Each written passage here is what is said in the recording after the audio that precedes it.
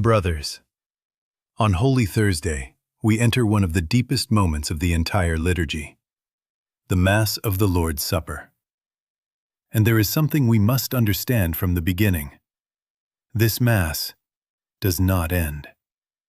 It begins today, and passing through the cross, it reaches up to the resurrection. One thing we must not forget is that this Mass, which commemorates Jesus' Last Supper, makes that Mass present, the same Mass, the only Mass, in the strict sense. All Masses are one single Mass, the same Mass that Jesus celebrated in the upper room on that night of the first Holy Thursday in history. Liturgically, this Mass is structured into four main moments. The celebration begins, as always, with the Liturgy of the Word. In it, we will remember the account of the Jewish Passover with the Exodus from Egypt. The first letter of St. Paul to the Corinthians will remind us of the institution of the Eucharist. And the antiphon to the Gospel reminds us of the commandment of love, which we will hear embodied in Jesus in the account of chapter 13 of St. John that tells us about the washing of the feet.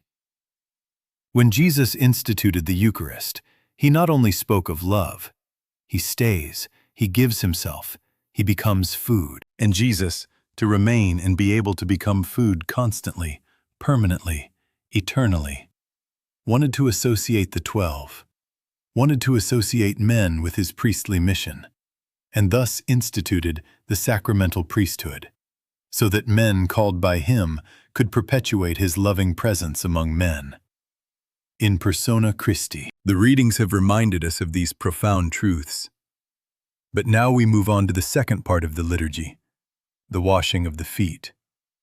Because if it is the night of love, we must acknowledge that love is preached by loving.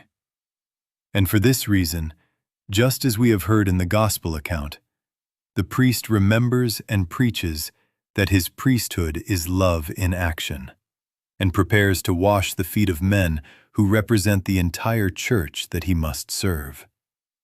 His Holiness Francis authorized that it should no longer be just 12 men, as indicated by the old ritual, but it can be a group of different people representing various groups within the church. It is not theater. It is not a performance. It is faith lived and preached at the feet of humanity. The third part is the Eucharistic liturgy, in which what we have seen and lived is made present on the altar. But I insist, it is not just the Mass of Holy Thursday. All Masses are one single Mass. We join the heavenly liturgy, and we are all at the foot of the cross, participating in the sacrifice of Christ and witnessing his resurrection. Let all humanity tremble. Let the whole world shake and the heavens praise when Christ, the Son of God, is present at the altar in the hands of the priest.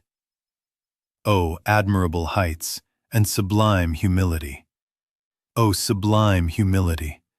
O sublime height! The Lord of the universe, God and the Son of God, humbles himself. For our salvation, he himself hides under the small form of bread.